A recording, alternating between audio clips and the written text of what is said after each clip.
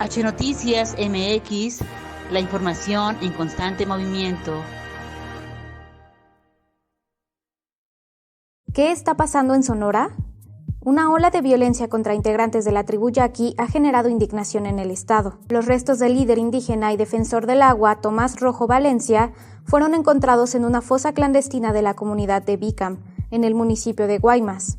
El activista de 54 años estaba reportado como desaparecido desde el pasado 27 de mayo, cuando avisó a su familia que saldría a caminar como era su costumbre.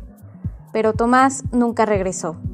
El 17 de junio, las autoridades informaron sobre el hallazgo de un hombre semienterrado en las inmediaciones de Bicam, entre los municipios de Cajeme y Guaymas, a solo unos 12 kilómetros de su domicilio.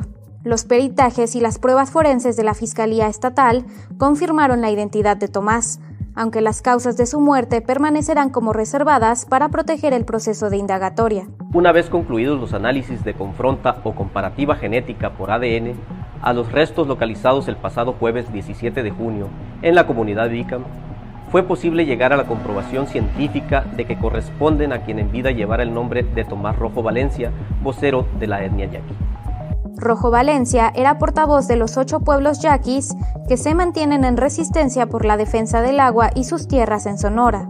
Junto con el activista Mario Luna, Rojo encabezó la llamada Guerra por el Agua en 2012, cuando el gobierno del entonces gobernador Guillermo Padres anunció la construcción del acueducto Independencia. Este megaproyecto, que parte desde uno de los embalses que provee de líquido a los yaquis, actualmente lleva agua desde la cuenca del río Yaqui hasta la capital de Hermosillo, donde abastece a más de 300,000 personas. Los opositores a esta obra aseguran que mientras el gobierno estatal extraía agua del río para abastecer a las 2 ciudades más pobladas del estado, Hermosillo y Ciudad Obregón, la sobreexplotación de este recurso impedía que el líquido llegara a las zonas indígenas. En total, los pueblos yaquis suman unos 40,000 habitantes y la mayoría, cerca de 12,000, viven en Bicam.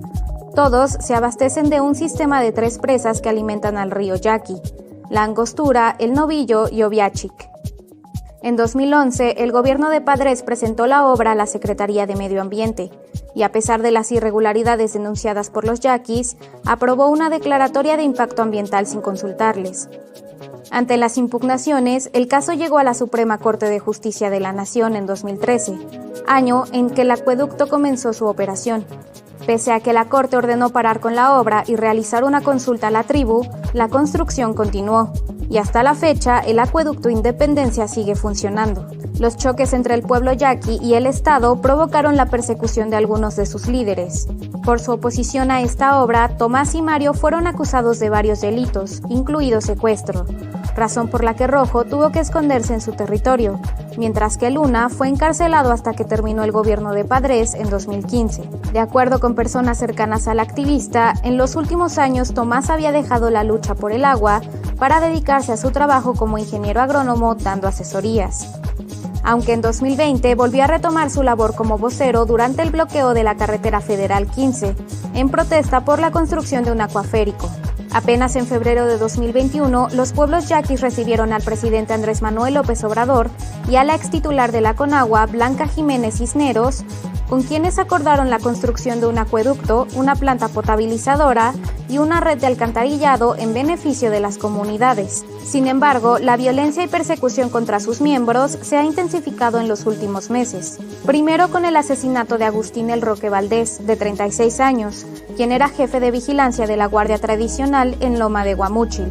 Y más tarde con el homicidio del activista Luis Urbano en Ciudad Obregón cuando salía de un cajero automático. El mismo día en que se confirmó la muerte de Tomás Rojo, también se dio a conocer la desaparición de Lorena Josefina Valenzuela Esquer, de 25 años, hermana del defensor indígena Mario Luna Romero.